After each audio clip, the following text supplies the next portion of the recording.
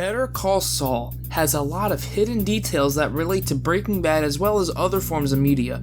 Here, we will be looking at Easter eggs you missed in Better Call Saul Season 1. Specifically, today we'll be focusing on episodes 1 and 2. Before we get started, be sure to leave a like on the video and subscribe to the channel if you're new. Currently, we're trying to reach 1,000 subscribers before the summer hits, so you best be subscribing to your boy, Joe Piccarello. But anyway, let's get into it. Season 1, Episode 1's Uno has been examined thoroughly already. I mean, at this point, the horse has been beaten to death, okay? It's been beaten into non-existence. So I tried to find some subtleties that no one has pointed out before. With that, the first thing I noticed revolves around Kim's introduction scene in the parking garage. We see that the cinematographer chooses to do something interesting with the lighting. Jimmy and Kim's head are slightly covered in the darkness. This could be foreshadowing how both Jimmy and Kim have some form of corruption in them. As we know, Jimmy wants to be a good citizen and promises his brother that Slippin' Jimmy is no more. As the show progresses, Jimmy will later go back on his word to be a quote-unquote I'm a lawyer, not a criminal. In Season 5, Kim actually starts to descend from grace as she begins to break bad with Jimmy. This lighting choice hints to the viewer that these characters aren't incorruptible, and we see that idea evolve later in the series. When Jimmy and Chuck are having an argument, Chuck gives his opinion about public defender work. Public defender work is some of the best experience there is. You're representing people who have nowhere else to turn. The money is beside the point. Jimmy disagrees as he only really cares about the money. However, Chuck's ideals about PD work are very similar to Kim's ideals. Kim goes a little more far into the sense that PD work is noble and becomes obsessed with finding the one life-changing case. The hospital refuses to take responsibility, and they've hired one of the most expensive firms in the state. This is the plot of the verdict. Yes, of course it is. Because movies are the only place where those once-in-a-lifetime cases exist. This is the real world, Miss Wexler, and you won't find any Save the Broken Lawyer cases in it. Soon into Jimmy and Chuck's argument, the two talk about Jimmy's branding for his solo practice. Chuck whips out Jimmy's custom matches. These matches are an obvious nod to Saul Goodman's matchbooks from Breaking Bad, which ultimately shows how Jimmy seems to be obsessed with marketing his firm through giving out something that causes a fire. Very ironic when you think about it. Chuck even suggests that Jimmy should rename his firm as it currently competes with HHM's branding. Chuck goes on to say,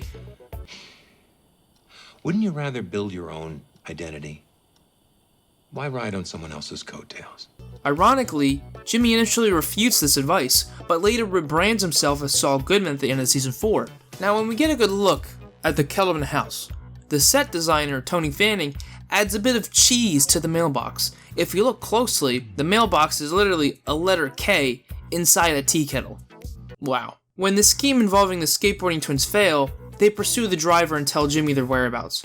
They pass. Two things to note. Jimmy lives on Juan Tabo, as we can see from his check, and two, Gail Bedecker infamously lived on that street in Breaking Bad. If we were to look at Jimmy's car, it is all yellow with a red single door. Besides telling the audience that the car is a piece of crap, the set designer Tony Fanning could be a huge fan of Star Wars, as C-3PO has a red arm in Force Awakens, which came out the same year as Better Call Saul Season 1. Either a coincidence or a nod to Star Wars. Now, according to the fandom website, Peter Gould on Twitter talked about the car, saying, quote, hotter colors are associated with crime in Better Call Saul, more particularly the red color. The unorthodox painting of the car suggests Jimmy's inner turmoil, the note of red brought by the door symbolizing his sometimes unscrupulous methods and his attraction to crime. Comment if you think the Star Wars reference was intentional or not. I think it is. I don't know if that website is necessarily correct, but who knows. Lastly with this episode, when Jimmy places his key fob in Chuck's mailbox, if you look closely, you can actually see it's the same exact key fob Walt used when taking out Uncle Jack's crew. Cool. Now, let's talk about the next episode titled Mijo. Right off the bat, in the opening, we see Tuco cooking up some red, hot, spicy Mexican gomada. Alright?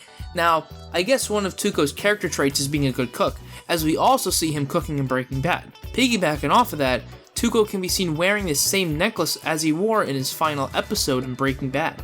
Also, Tuco says, You punking me? when talking to Jimmy in his garage. This is a callback to when Tuco asks his uncle in Breaking Bad if he was being punked by Walt and Jesse. Another more obvious Easter egg is that this episode features Tuco's bodyguards from Breaking Bad, Gonzo and No Dose.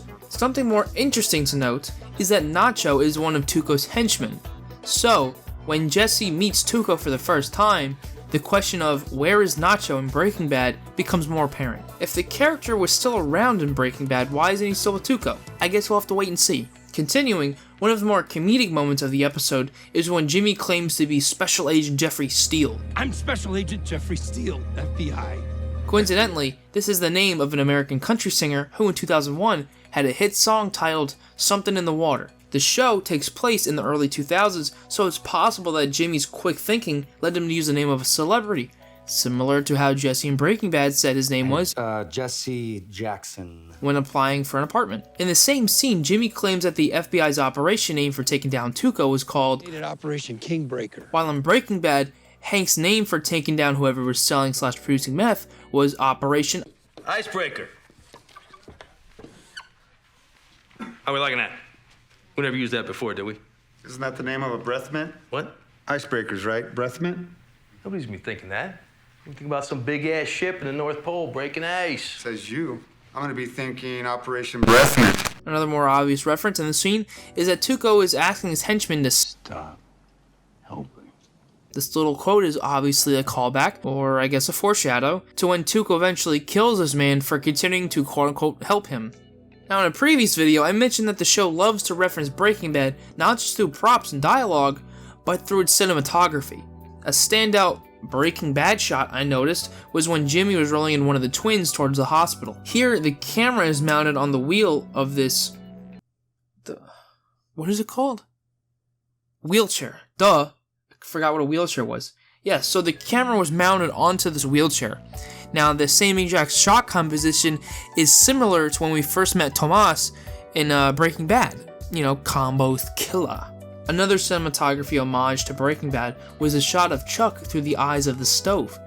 Breaking Bad was known for its object POV shots, so it's no surprise it made a return here. Before the montage of Jimmy doing a lot of PD cases, he says, It's showtime, folks. around the time Jimmy was younger in 1979, a movie came out titled All That Jazz, which featured its main character giving the same line multiple times throughout the movie. Господа, шоу начинается. In addition, the music used in this montage is almost identical to the music used in one of the film's montages. These last two Easter eggs deal with the new character of Nacho Varga. First, while talking to Jimmy in the back of the nail salon, Nacho expresses interest in robbing the Kettlemans. If Jimmy finds where the money is stored, Nacho will steal it and give a finder's fee to Jimmy. If one were to recall the moment where Saul Goodman finds a man to go to jail in Walter's place, Saul mentions how he gets X amount of money for facilitating the transaction. I think it's safe to say that Nacho was the one that gave Jimmy the idea of the finder's fee. Also, the term finder's fee was verbally said in Breaking Bad. I could have sworn Jimmy said the phrase first, but apparently Walt did in Season 4, Episode 7, so if I'm wrong, please correct me. Now, the other Easter egg, and the last Easter egg I have for you today, is one that revolves around Nacho's phone number. In the same scene where Nacho mentions a finder's fee, he writes down his phone number on Jimmy's matches and hands it to him. The director clearly shows the audience the phone number, which is 505-242-6087. Now, if you actually call this number, you get Nacho's voicemail, which is a great continuation from the tradition of Breaking Bad of putting workable numbers in the show. Anyway, that's all I got for you today. Thanks for watching. Be sure to check out my other Better Call Saul / Breaking Bad content. I got a whole playlist you can go through. It's not like you're busy or anything. You're in quarantine. But once again, thanks for watching. Be sure to leave a like on the video. Comment. Leave a comment if you leave a motherfreaking comment. Subscribe if you're new. Between me, you, and Vincey. Again. Have a wonderful day, and peace out.